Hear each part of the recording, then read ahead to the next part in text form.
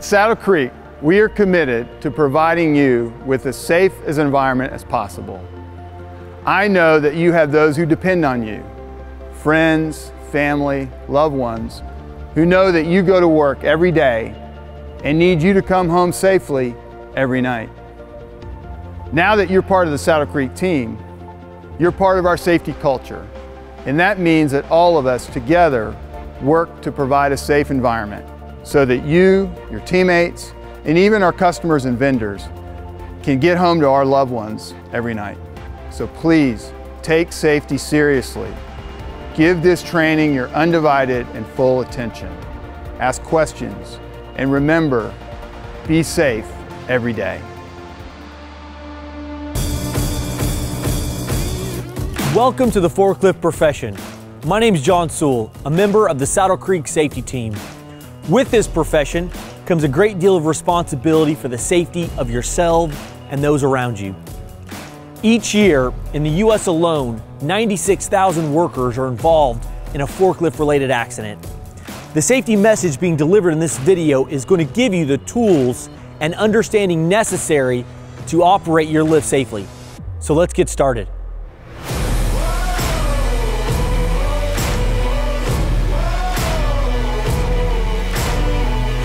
MHE stands for Material Handling Equipment. This standard sit-down forklift is an example of MHE.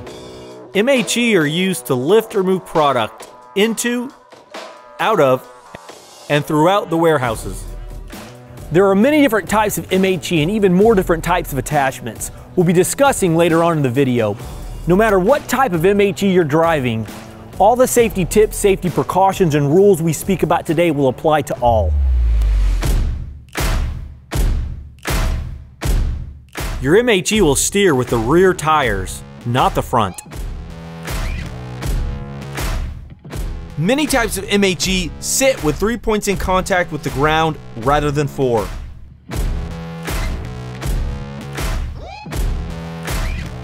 You may be required to operate in reverse for long distances while carrying the load. When traveling with product that obstructs your vision, you must always operate the MHE in reverse. When making a turn in reverse, always ensure you're looking over your shoulder you are turning into. This will ensure you have a clear line of sight of your path of travel. All types of MHE, with or without a load, weigh more than your car or truck. Forklifts intentionally weigh a lot. This is done to counterbalance the weight of a load being extended high into the air, sometimes 25 feet or more. If they didn't weigh so much, the MHE could just tip right over. Weighing so much, it could take longer to stop, especially with the additional weight of a load. With such a small structure weighing so much, they can be extremely dangerous around pedestrians or product. You should always consider this and stay alert.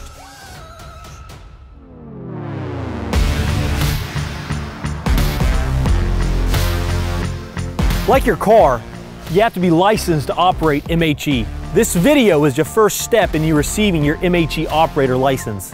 Also, like your car, you always have to wear your seatbelt.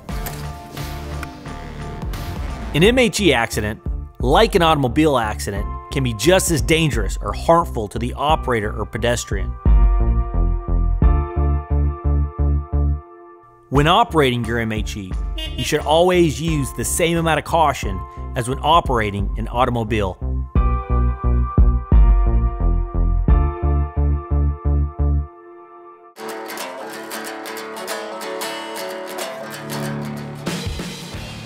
It's possible to overload your MHE, increasing the likelihood for the MHE to tip, causing severe injury or damage.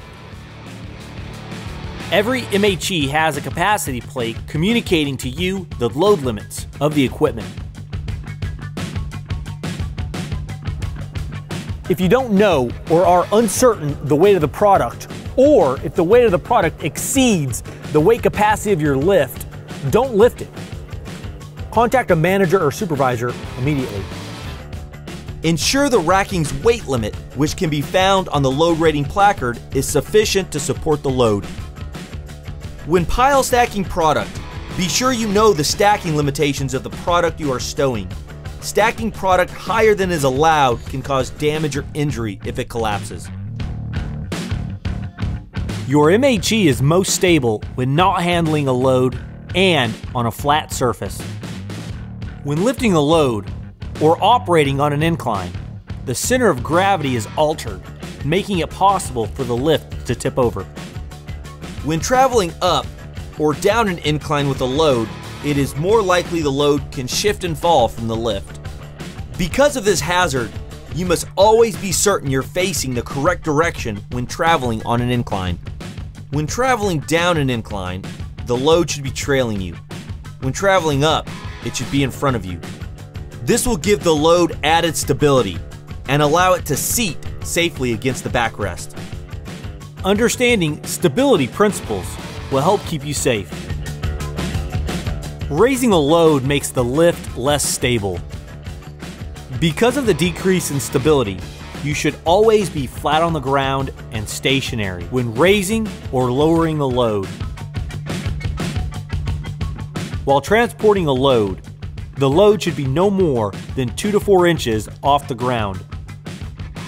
This will ensure the MHE and load maintain a stable center of gravity. Transporting an elevated load will drastically increase your chances of a lift tipping over. This is an example of the incorrect way to lift materials. The Saddle Creek standardized pre-use inspection form must be completed prior to each use. An operator's pre-use inspection will remain valid for the duration of their shift. You are always required to complete an MHE pre-use inspection form, even if the lift has already been inspected by another user during that shift. Completed MHE inspection forms shall be posted on the equipment being operated or on a centralized MHE inspection board. The MHE pre-use inspection form should be maintained for at least 14 days. Once complete with the form, always ensure you're placing it back in its designated location. If any item on the MHE pre-use inspection checklist is marked as deficient, do not use the equipment. Notify a manager or supervisor immediately. Ensure the MHE is tagged as inoperable and place it out of service until it can be repaired.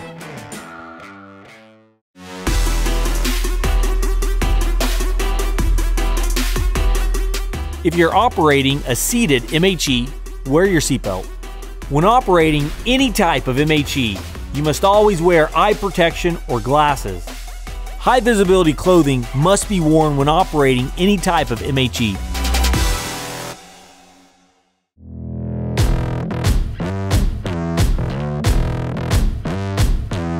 Always be on alert when maneuvering MHE. Hazards are everywhere. Always face your direction of travel when operating MHE. Even if you're reversing backwards 1 to 2 feet, you must always face your direction of travel, ensuring no obstacles are present in your way. Operators shall always maintain a clear line of sight towards their direction of travel. If you have to look away from your direction of travel, stop the lift first. This includes activities like looking over your shoulder to speak to another associate or glancing into an open trailer you're actively passing. When traveling with a load that obstructs your vision, operators shall ensure the load is trailing behind them. Operators must keep all body parts within the confines of the lift while operating. You may encounter a situation where you feel you're in danger, like with falling pallets or striking a stationary object. Have confidence the protective steel structures that house the MHE operator will protect you during these dangerous situations. Operators must come to a complete stop and be stationary when raising and lowering a load. Always travel with your forks 2 to 4 inches off of the ground. Operators may only travel with a load raised when actively stacking one load on top of another or actively placing a load in pallet racking.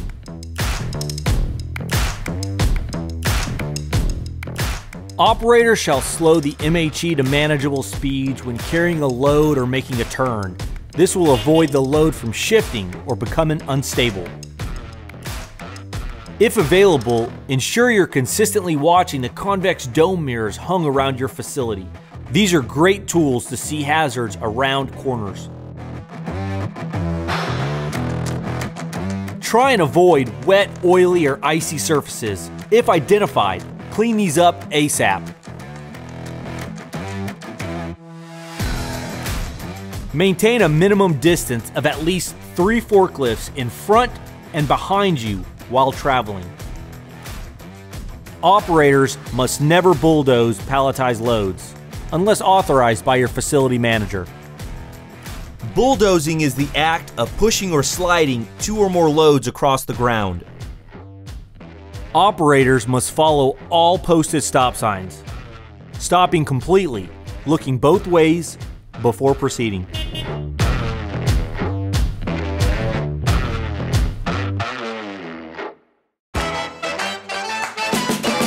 Using your horn correctly and consistently, like is discussed in this chapter, is one of the most important things you can do as an MHE operator. It will prevent significant injuries from occurring. Operators shall sound their horn prior to changing directions.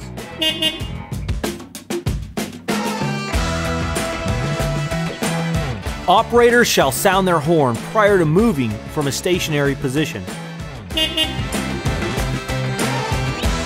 Operators shall sound their horn prior to exiting a trailer.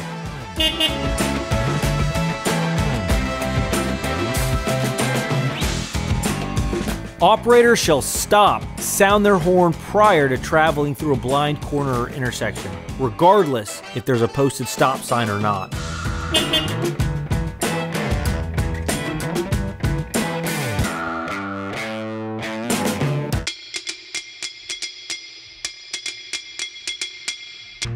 Lift operators should make every effort to maintain at least 4 feet clearance between themselves and pedestrians when operating the lift. And remember, pedestrians always have the right of way. When approached and engaged by a pedestrian, operators shall perform the following actions prior to their approach. Make eye contact with a pedestrian. This is a non-verbal form of communication, allowing both parties to understand they see each other. Lower your forks or attachment to the lowest possible position. Set the emergency brake. And power off the MHE.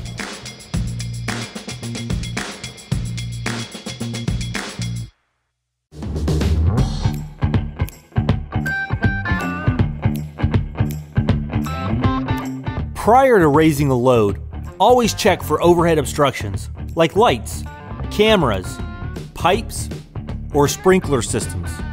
Ensure you're at least 20 feet away from pedestrians prior to raising the load above 6 feet high. Loads, when raised, can become unstable and tip, or items, boxes, product can fall from a poorly wrapped load, striking nearby pedestrians. When operating MHE that elevates the operator, such as an order picker, always follow the instructions outlined in the Saddle Creek Fall Hazard Control Policy. These include the following: receiving your fall hazard certification prior to operating, always utilizing fall hazard equipment on elevating MHE, including a fall harness and retractable lanyard, proper inspection of both the fall harness and lanyard before use, being familiar with your location's specific fall rescue plan in the event of a fall.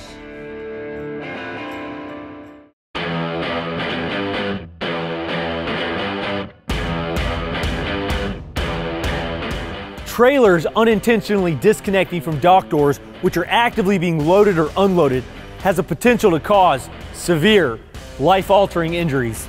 To verify trailer securement's in place, a green light needs to be observed illuminated on the dock lock panel. Once observed, the trailer is safe to enter at that time. When a red and green flashing light is observed, that trailer is not safe to enter and a manager or supervisor should be contacted at that time.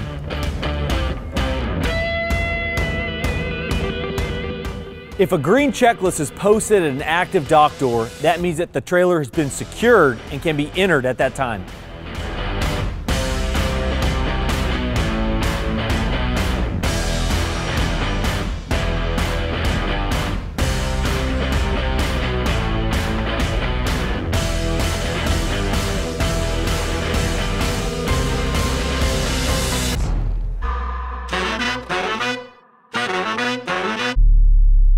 Never park MHE In an emergency egress route, in front of an emergency door, in a designated pedestrian walkway, or in front of electrical panels.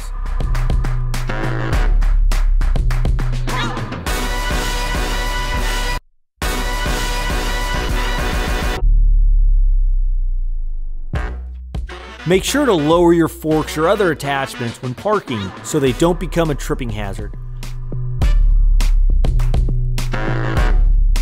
Operators shall not leave the MHE powered on when more than 20 feet away, or if they lose line of sight of the equipment.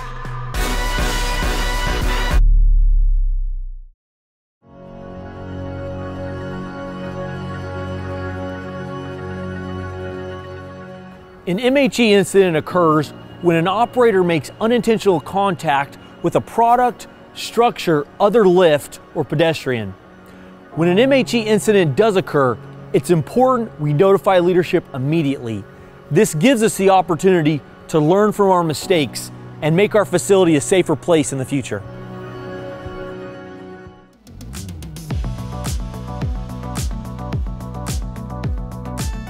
Battery-powered forklifts utilize large lead-acid batteries to power the MHE. Standard forklift batteries, like the one seen here, can contain up to 420 pounds of liquid sulfuric acid.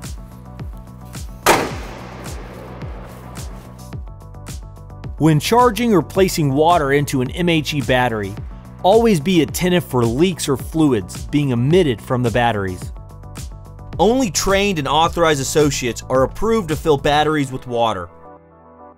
If fluid is observed leaking from the batteries, alert your manager or supervisor at once. Do not try and clean it up at that time. Specialized neutralizing compounds are present at all battery charging stations. This should be used to neutralize the acids prior to cleaning. Put on chemical-resistant rubber gloves and eye protection before completely covering the spill with a neutralizing compound. Once completely covered, allow the compound to sit on the spill for at least 5 minutes before sweeping up and discarding. Eye wash stations are present at every battery charging station.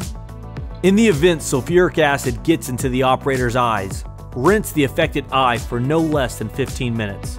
Contact 911 immediately.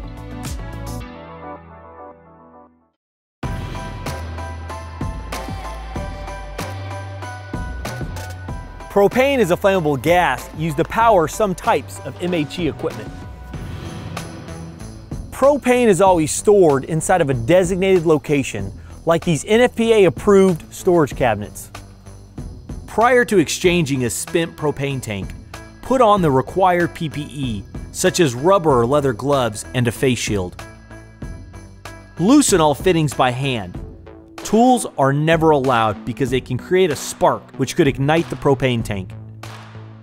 When exchanging tank, ensure the tank connection points are not leaking. If a hissing sound is heard, the tank, connection hardware, or hose may be leaking. If a leak is identified, notify your supervisor who will instruct you on your facility's damage tagging and segregation process. Mark the tank as damaged and move it away from all other operational tanks.